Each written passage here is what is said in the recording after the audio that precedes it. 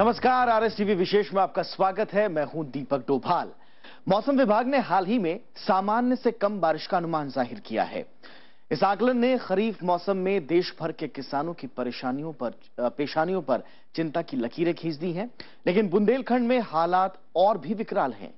एक तो बीते दशक भर से कम बारिश के चलते वहां खेत प्यासे हैं, ऊपर से फिर से इस बार सूखे की आशंका ने लोगों को परेशानी में डाल दिया है। दरअसल बुंदेलखंड में किसानों के सामने मुश्किलों का अंबार है। अगले आधे घंटे में हम बुंदेलखंड के किसानों के सामने खड़ी चुनौतियों, उनकी मुश्किलों और सरकारी योजनाओं से आपको रूबरू कराएंगे।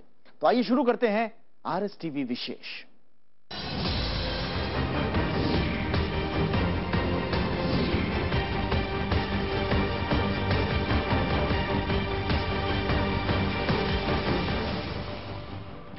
तो मौसम विभाग ने इस बार कम मॉनसून की भविष्यवाणी करके देश भर के किसानों को चिंता में डाल दिया है। यह लगातार दूसरा साल है जब सामान्य से कम बारिश की आशंका जताई जा रही है। ऐसे में खरीफ फसलों की तैयारी में किसान को दोगुनी मेहनत और लागत उठानी पड़ रही है। लेकिन बुंदेलखंड जैसे सूखे इलाकों पर यह भविष्यवाणी किसी कहर से कम नहीं है। सूखी जमीन और उस पर पसीना बहाते इस किसान पर आने वाले दिन और भारी पड़ सकते हैं। मौसम विभाग ने कहा है कि इस बार औसत मानसून का मात्र 88% ही आसमान से बरसेगा। इससे पहले जब अप्रैल में मौसम विभाग ने अनुमान जाहिर किया था तो वो आंकड़ा 93% था, लेकिन महीने भर बाद उसमें भी 5% की कमी आ गई। यानी कुल मिलाकर इस बार मानसून में 12% की कमी के आसार हैं। लिहाजा खरीफ की फसल को लेकर देश भर में चिंता पसर गई है। कृषि मंत्रालय ने कम उत्पादन की आशंका को देखते हुए फौरी राहत के लिए कंटीजेंसी प्लान बनाया है। 580 जिलों के जो हमारे कंटीजेंसी प्लान बने थे उसका भी रिव्यू किया और हर महीने उसका रिव्यू कर रहे हैं, जिला को ही पहुंचा दिया। और 30 जिले जो शेष थे पूर्वोत्तर के, उसका भी कंटीजेंसी प्लान 10 दिनों के अंदर हम उनको मुहैया कराएंगे। इससे पहले कृषि मंत्रालय ने 580 जिलों के लिए कंटीजेंसी प्लान बनाया था, लेकिन ताजा अपडेट के बाद मंत्रालय ने इसमें और जिलों को जोड़ने की योजना बनाई है। फिलहाल हर राज्य पर मंत्रालय ने संयुक्त सचिव स्तर के अधिकारियों को नजर रखने का जिम्मा सौंपा है। 500 करोड़ रुपए के राहत कोष की मंत्रालय पहले ही घोषणा कर चुका है, लेकिन मानसून में कमी के आसार देखते हुए इसे हर महीने संशोधित करने का लक्ष्य है। बुंदेलखंड जैसे सूखाग्रस्त इलाके में कम बारिश की आशंका के चलते किसानों में अफरा तफरी है। सिंचाई के संसाधन वहां ठीक से पहुंच नहीं पाए, नहरों का अभाव है और कुएं अभी से सूखे पड़े हैं। आलम यह है कि अगर समय से बारिश न हुई तो खेत में फसल उगने के कोई आसार नजर नहीं आते। सिर्फ मानसून ही बुंदेलखंड के लोगों के लिए राहत का काम करता है। मानसून और हमारे खेती में हमारे एग्रीकल्चर का जो रिलेशन अगर समझने की जरूरत है तो वो ये देखने की जरूरत है कि पिछले 5 महीने में क्या हुआ है। बिन मौसम बरसात लाखों हेक्टेयर की जमीन चली गई, खेती चला गया, लोग जो थे वो और भी गरीब, जो गरीब थे वो और भी गरीब हो गए। तो मानसून जो है एक तरह से इस देश का वित्त मंत्री। मुश्किल ये है कि सिंचाई की पहुंच बड़े इलाके तक नहीं होने के कारण किसान नए बीज का भी इस्तेमाल नहीं कर पाते। अपवादों को छोड़ दें तो जिस साल बारिश कम हुई उस दौरान खाद्यान्न उत्पादन में भी कमी देखी गई।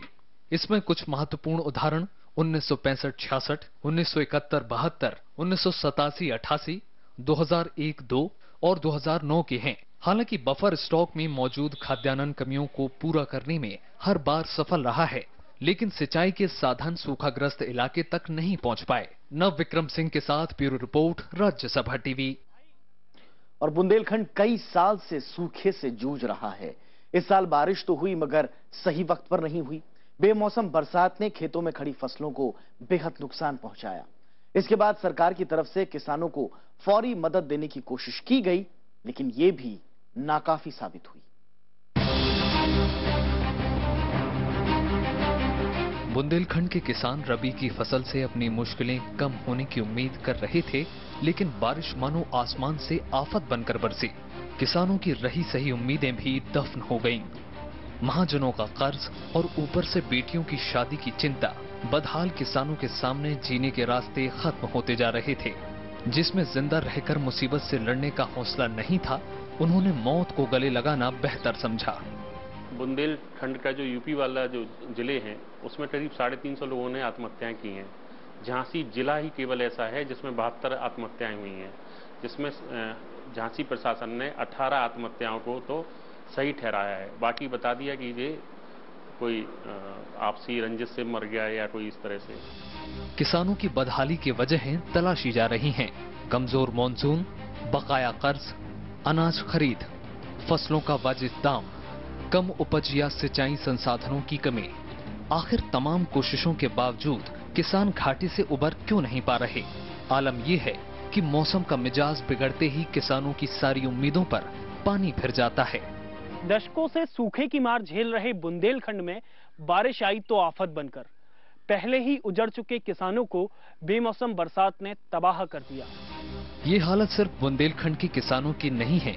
देश की अर्थव्यवस्था में खेती का योगदान करीब 15% है, जबकि 60% आबादी को कृषि से रोजगार मिलता है। पिछले एक दशक से लगातार सूखा, बाढ़, बेमौसम बारिश और ओलावृष्टि से फसल चक्र पर बुरा असर पड़ा है। बुंदेलखंड भी इससे अछूता नहीं है। किसान कर्ज लेकर फसल बोते हैं और फसल बर्बाद होने पर कर्ज नहीं चुका पाते। साल दर साल ये सिलसिला चलता रहता है।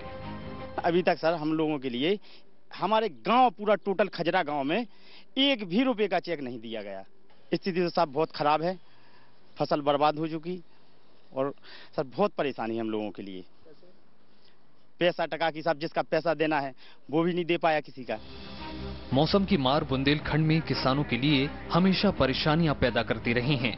लगातार सूखा, ओलावृष्टि, बेवक्त बारिश एक दशक से किसानों की मुश्किलों में इजाफा कर रहे हैं। कर्ज लेकर फसल बोना और फसल काटने की बारी आने से पहले ही फसल बर्बाद हो जाने का सदमा उठाने का हौसला यहाँ के किसानों में नहीं बचा है। साहूकारों की धमकियों और सामाजिक परेशानियों को सहन न कर पाने के चलते आत्महत्या का चलन बढ़ा है। ऐसे में लोगों को आर्थिक मदद के साथ मानसिक सांत्वना की भी जरूरत है।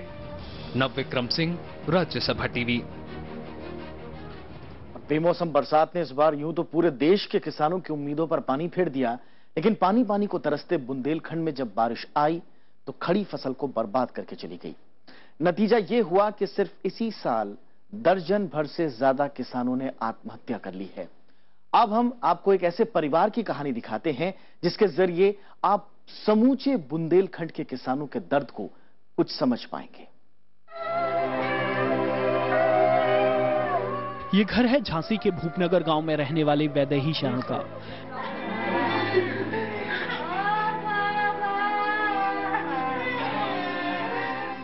बीते दिनों ट्रेन के आगे कूदकर वैदेही शरण ने जान दे दी। घर में 3 बेटियां थीं और उनकी शादी में हिस्से की सारी जमीन बिक गई। घर की माली हालत पहले ही खराब थी, वैदेही के गुजरने के बाद अब और ज्यादा चरमरा गई है। कुछ महीने पहले खेत में जब मटर की फसल बोई गई तो पूरे परिवार को उम्मीद थी कि वर्षों से चली आ रही आर्थिक तंगी से इस बार कुछ निजात मिल जाएगी। फसल अच्छी थी, लेकिन बेमौसम बारिश और ओले की चपेट में आकर सारी फसल बर्बाद हो गई। कर्ज का बोझ जब सहन नहीं हुआ तो वैदेही ने दुनिया छोड़ दी। 2 बहनें बड़ी और एक छोटी है। उसकी शादी में कर्ज कब लिया था पता नहीं, और हमारी पढ़ाई में और बहनों की शादी में 6 बीघा जमीन बेच दी और फिर भी कहते हैं कर्ज लिया है, देना है। परेशानियां है भाई साहब। हाँ, ऐसे जगह महंगा में 3 साल हो गए, कुछ नहीं हुआ। जोता की जगह में नहीं हुआ कुछ, और शादी संबंध में हो गए, अब बिद गए। अब उनने बताई नहीं है, जाकत रह के कर्ज है कर्ज है। ये सिर्फ वैदेही शरण की कहानी नहीं है, बल्कि बुंदेलखंड के इलाके में ऐसी घटनाएं आम हैं। मौसम का मिजाज अगर पलटा तो कई घरों में मातम फैल जाता है। बुंदेलखंड के किसानों की मुश्किलें अथाह हैं। खेती के लिए न तो इनके पास आधुनिक तकनीक है और न ही जरूरी संसाधन। पानी पानी को तरसते बुंदेलखंड में सूखे कुएं और सूखे तालाब का मंजर चारों तरफ नजर आता है। सिंचाई के लिए लोग आसमान की ओर टकटकी बांधे रहते हैं। सही वक्त पर बारिश हुई तो फसल लहलहाएगी, और अगर बेमौसम बरसात हुई तो चारों तरफ नाउम्मीदी पसर जाती है। उसको सही तरीके से फिर जो पहली सिंचाई है वो भी नहीं हो पाई सही तरीके से। अच्छा, इसके बाद जो पानी लगातार बरसा, ओलावृष्टि भी हुई और पानी इतना ज्यादा बरसा कि मटर उसी में धीरे धीरे पीली पड़ती गई।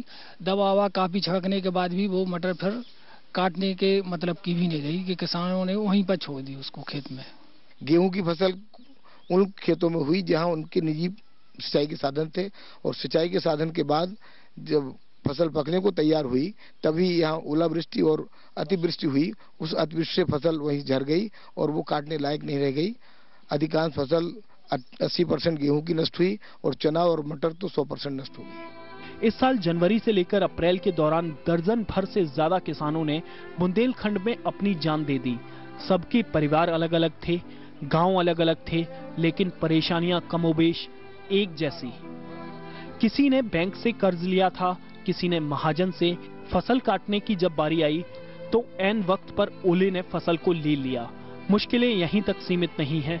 बर्बाद फसलों के बदले जब मुआवजे की रकम का बंटवारा शुरू हुआ तो लेखपालों ने कुछ से घूस मांगी और कुछ को 1000 रुपए से भी कम का चेक मिला। बुंदेलखंड में खेती का ये आलम है कि जान और फसल की कीमत में बड़ा फासला नहीं रह गया। नवविक्रम सिंह, राज्यसभा टीवी, भूपनगर। तो आजादी के करीब 67 साल बाद भी तमाम सरकारें बुंदेलखंड की सूखी धरती पर सिंचाई के बंदोबस्त करने में नाकाम साबित रही हैं। ऐसे में फसल से मुनाफा कमाना तो दूर, इसकी कीमत निकालना भी मुश्किल हो गया है। बीते सालों में खेती में तकनीक का इस्तेमाल बढ़ा है, लेकिन बुंदेलखंड आज भी खेती के पुराने तरीकों पर ही निर्भर है। बुंदेलखंड के राजापुर के किसान बंजर धरती से पानी निकालने की आखिरी कोशिश में जुटे हैं। पुराने कनस्तरों से कुएं से पानी निकालने की यह तकनीक इनके बाप दादाओं के जमाने में काफी काम आती थी, लेकिन आज कुओं में पानी ही नहीं है, लिहाजा इनके खेत आज भी प्यासे ही रहेंगे। पानी से ही परेशान रहते हैं, और जैसे फसल बो दी है तो पानी नहीं है तो नष्ट हो गई। अब मजदूरी करने जा रहा है वो भी नहीं मिल रही। कुएं में क्या दिक्कत है? कुएं में ये दिक्कत है कि पानी उसमें ही नहीं है, पानी से परेशान है ज्यादा। पास के ही एक दूसरे गांव में सीताराम भी इसी कोशिश में जुटे हैं।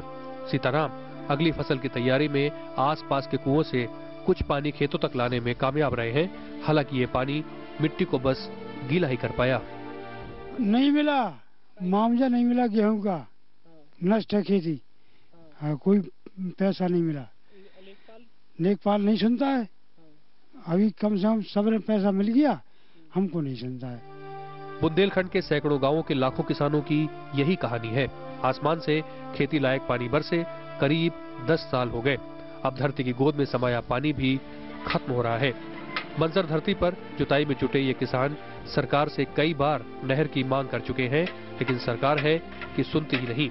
आलम यह है कि जमीन का रकबा और जोत धीरे धीरे कम होती जा रही है। 20 एकड़ में 5 एकड़ में खेती होती है, वो भी पानी बरसने से खराब हो गई इस साल। और करीबन कम से कम हम 10-15 साल से सूखा से बहुत ज्यादा परेशान हैं, बहुत कसखें परेशान हैं, और पानी की बिल्कुल बहुत ज्यादा समस्या है। इस सुखाड़ इलाके में कहने को तो सिंचित जमीन 60% से ज्यादा है, लेकिन ज्यादातर पानी सिर्फ रबी की मौसम में ही मिल पाता है। कम बरसात ने पहले तिल, उड़द और ज्वार की खेती को खत्म किया। इसके बाद बेमौसम बरसात ने गेहूं और मटर जैसी फसलें पूरी तरह से तबाह कर दी।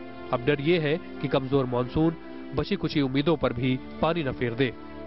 रात दिन खेती करते हैं तो भी वहाँ उत्पादन नहीं हो पाता।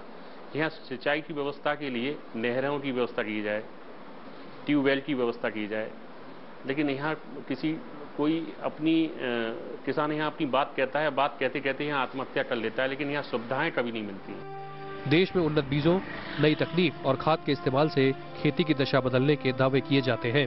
बहुत कुछ बदला भी, लेकिन बुंदेलखंड नहीं। हालांकि सरकारी दावे आज भी हो रहे हैं।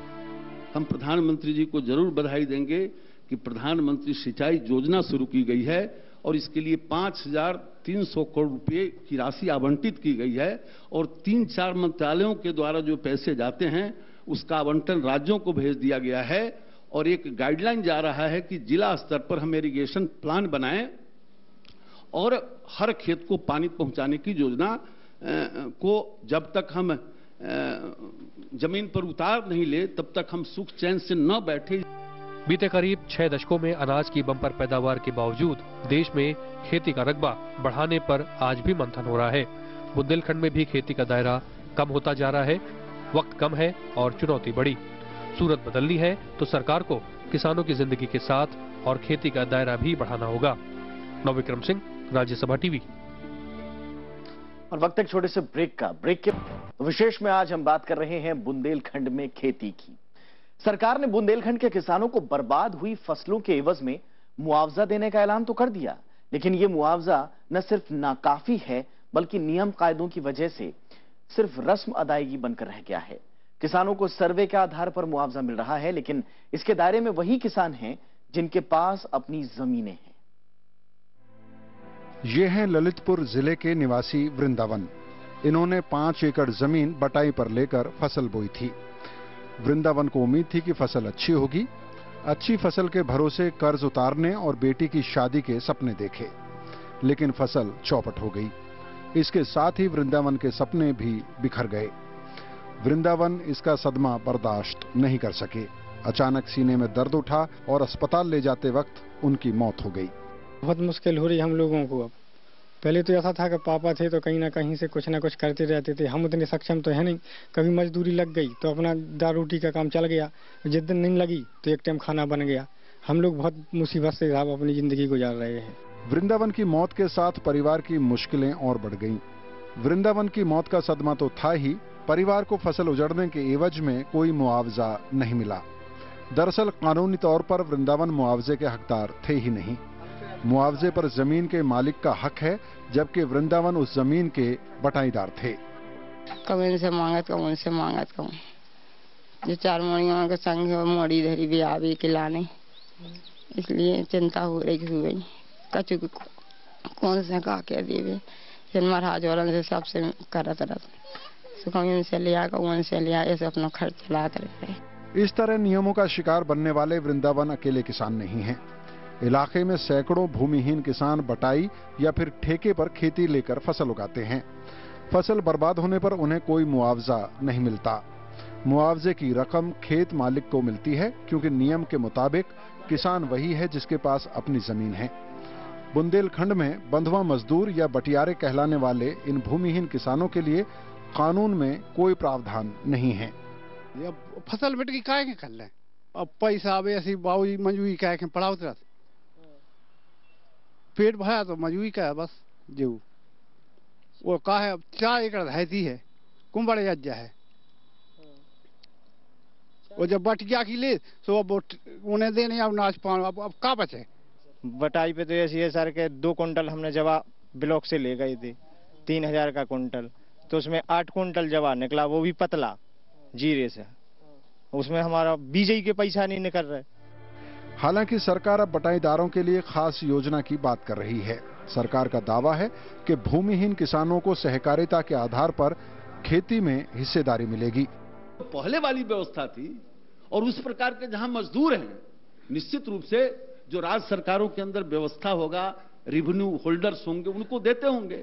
लेकिन ये जो लैंडलेस मजदूरों का समूह बना है 4 लाख से ज्यादा, और उनको हमने पैसे दिए हैं, वो खेती के कंट्रैक्ट लिए हैं, निश्चित रूप से उनके जब नुकसान होंगे तो उनको मिलेगा। लेकिन अभी इस योजना को कागजों से जमीन पर उतरने में वक्त लगेगा। बुंदेलखंड जैसे इलाकों में सरकारी योजनाओं के नतीजे दिखाई नहीं देते। खेती में लगातार घाटे की वजह से लोगों का खेती से मोह भंग हो रहा है। हाल ये है कि किसान खेती से तौबा कर शहरों का रुख कर रहे हैं, जहां मजदूरी करके पेट पालना कहीं ज्यादा आसान है। नवविक्रम सिंह, राज्यसभा टीवी। तो इस तरह से देश में किसानों के सामने मुश्किलों का अंबार है, ये साफ है। खेती किसानी का संबंध सिर्फ खेत तक ही सीमित नहीं है। दरअसल उससे कहीं ज्यादा जद्दोजहद फसल तैयार होने के बाद मंडी में करनी पड़ती है। अनाज बेचना और उसके बाद एवज में सही कीमत पाना समूचे देश के किसानों के लिए एक बड़ा मुद्दा है, लेकिन बुंदेलखंड में हालात और भी खराब हैं। देश भर में रबी की फसल कटने के समय ही बर्बाद हो गई और अब मौसम विभाग ने कम मानसून की भविष्यवाणी करके देश भर के किसानों को चिंता में डाल दिया है। रबी की फसल तो गई ही, खरीफ को लेकर भी अब पशुपेश है, लेकिन कुछ किसान ऐसे भी हैं जिनकी पैदावार बेहतर हुई। फसल तो कटी, लेकिन मंडियों में वो बेच नहीं पा रहे। बुंदेलखंड में भी आलम कुछ ऐसा ही है। बची कुछ पैदावार को बेचने के लिए जब किसानों ने मंडी का रुख किया तो वहां उन्हें लंबे इंतजार के लिए कहा गया। किसानों का आरोप है कि बड़े व्यापारियों का मंडी पे कब्जा है और आपसी मिलीभगत के चलते किसानों को इसका खामियाजा भुगतना पड़ रहा है। बानियन को तुल रहा, किसान को अनाज नहीं तुल रहा, और हम लोग 10 दिन आके ट्रैक्टर खड़े खड़े और हम लोग उनको अनाज नहीं तुल रहा। यहाँ ये हो रहा है कि यहाँ पर व्यापारियों से 100-150 रुपये कुंटल लिया जाता है और किसान पैसा नहीं देता है। तो किसान पैसा नहीं देता है तो किसान को रोक दिया जाता है और व्यापारी का माल तोल लिया जाता है। और व्यापारी लोग क्योंकि देने में सक्षम हैं, वो 1200 रुपये में लेते हैं किसान से और वो 100-150 रुपये दे के और तुलवा लेते हैं। इसलिए किसान को रोक दिया जाता है। किसान की कोई सुनता नहीं है और किसान फिर यहाँ पर 8-10 दिन से पड़ा है। फसल बेचना अब इतने जद्दोजहद का मामला बन गया है तो किसानों के सामने आंदोलन के अलावा और कोई चारा नहीं रह गया। किसानों में गुस्सा है और वो मंडी की मौजूदा व्यवस्था को बदलना चाहते हैं, लेकिन उनकी सुध लेने वाला कोई नहीं है। यहाँ किसानों का माल नहीं लिया जाता है, किसानों को ये गुमराह करके भगा दिया जाता है कि रजिस्टर में 40 हैं, जब 40 किसानों का हो जाएगा इसके बाद आपका तुलेगा। इस वजह से किसान मंडी में चला जाता है, मंडी में व्यापारी खरीद करके 1235, 1230 और यहाँ पे 1450 रुपया कुंटल समिति में बेचते हैं। मुश्किलें यही खत्म नहीं हो रही। बुंदेलखंड में जिन फसलों की पैदावार ज्यादा है उनके रखरखाव के लिए संसाधनों का भारी अभाव लंबे समय से रहा है, लेकिन सरकार के कदम अब तक नाकाफी साबित हुए हैं। बुंदेलखंड में मटर, मूंगफली और अदरक का बड़े पैमाने पर उत्पादन होता है, लिहाजा इसके लिए प्रोसेसिंग यूनिट की मांग वर्षों से उठ रही है। मटर और टमाटर जैसे जल्द खराब होने वाली फसलों के लिए अगर गोदाम की व्यवस्था हो तो किसानों को उम्मीद है कि इससे बेहतर दाम उन्हें मिल पाएंगे। बुंदेलखंड में खासतौर से 3-4 फसलें होती हैं, जैसे यहाँ मूंगफली बहुत होती है, अदरक की खेती बहुत होती है, टमाटर बहुत होता है, मटर बहुत होती है। यदि यहाँ पे प्रोसेसिंग प्लांट लगा दिए जाएं, मैं ये नहीं कहता हूँ कि सरकार लगाए, जो प्राइवेट व्यापारी हैं जैसे सफल मटर है, कोई ऑयल प्लांट है या टोमेटो केचप वाले किसान वाले हैं, यदि इस तरह का जो व्यापारी लोग यहाँ बड़े प्लांट लगाएं तो यहाँ के किसानों को उसकी फसलों के वाजिब दाम मिल जाएंगे। बाजार में फसलों की बिक्री और उनकी सही कीमत की वसूल का मुद्दा देश भर में किसान आंदोलनों के एजेंडे में रहा है। बुंदेलखंड जैसे पिछड़े इलाके में इसकी जरूरत को जानकार भी समझ रहे हैं और सरकार भी, लेकिन समस्या का निपटारा नहीं हो पा रहा। हालांकि कृषि मंत्रालय लगातार ये आश्वासन देता रहा है कि वो किसानों की मुश्किलों से वाकिफ है। कृषि के क्षेत्र में जो हम कुछ कर रहे हैं या जो हमारी दृढ़ता है, तो जो संकट आते हैं या आएंगे, संकट आते हैं तो उसका नुकसान तो होना ही है, लेकिन उतना नुकसान नहीं होने देंगे क्योंकि हमारे अंदर दृढ़ता है, हमारे अंदर योजना है, हम उस दिशा में अपनी तैयारी भी करते हैं। इसलिए हम कम देश की अर्थव्यवस्था पर कम असर पड़ने देंगे। न्यूनतम समर्थन मूल्य किसानों के लिए हमेशा बड़ा सवाल रहा है। फसलों की बड़ी लागत के चलते सही मुनाफा हासिल करना बड़ी चुनौती रही है, लिहाजा किसान इस मूल्य को बढ़ाना चाहते हैं। फिलहाल अच्छी गुणवत्ता वाले धान के लिए 1400 रुपए, गेहूं के लिए 1400 रुपए, ज्वार के लिए 1530 रुपए, रागी के लिए 1550 रुपए और बाजरा के लिए 1250 रुपए न्यूनतम समर्थन मूल्य निर्धारित है। बुंदेलखंड में बची कुची पैदावार को बढ़ी हुई लागत के बावजूद इस कीमत में बेचना किसानों के लिए घाटे का सौदा साबित हो रहा है। नवविक्रम सिंह, राज्यसभा टीवी।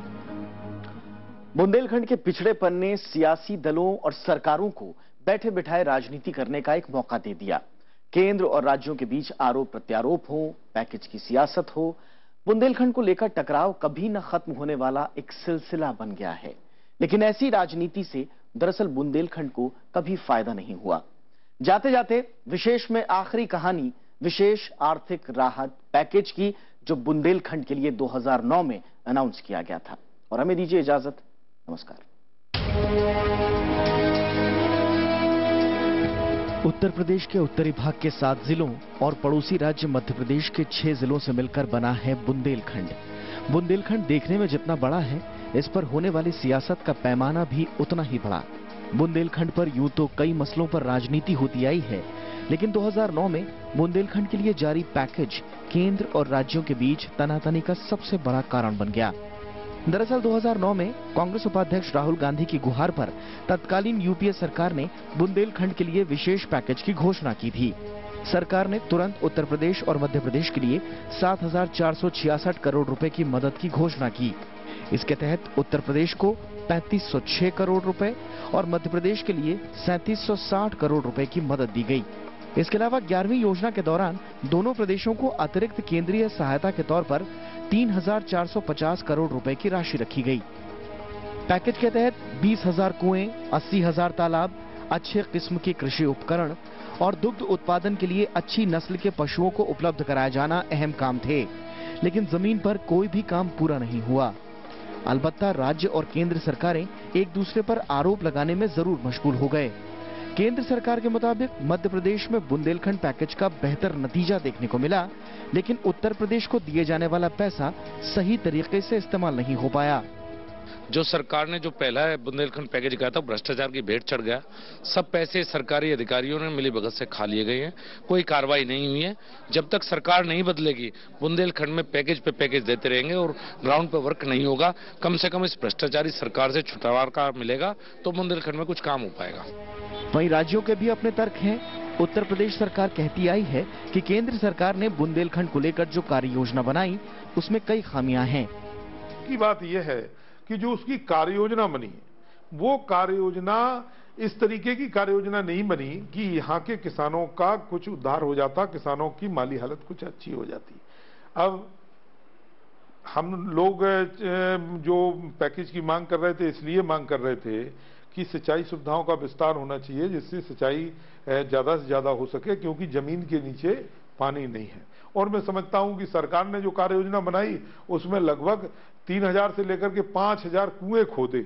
जब हम पहले से कह रहे हैं कि जमीन के अंदर पानी नहीं है, सारा पैसा कुओं में बर्बाद कर दिया। आपको बताएं, हम कह रहे हैं कि हमारे यहाँ पैदावार नहीं होती है, हम रो रहे हैं। उसके बाद हर 5 किलोमीटर 10 किलोमीटर पे एक मंडी बना दी गई है। उस मंडी का क्या उपयोग है? जाहिर है पैकेज के केंद्र में बुंदेलखंड के किसान थे, लेकिन किसानों का मानना है कि पैकेज में दिए गए पैसे अगर सही तरीके से खर्च किए जाते तो बुंदेलखंड और किसानों की तस्वीर ही कुछ अलग होती। केंद्र और राज्य सरकार के तमाम बयानों के बावजूद भी किसानों में भरोसा नहीं दिखाई दे रहा, क्योंकि पहले भी किसानों की मदद के लिए कोई कारगर कदम नहीं उठाए गए। आपदा के बाद भी व्यवस्था और मापदंड पुराने हैं, जिसमें बदलाव की जरूरत है। कैमरामैन प्रेम सिंह के साथ नवविक्रम सिंह, राज्यसभा टीवी, बुंदेलखंड।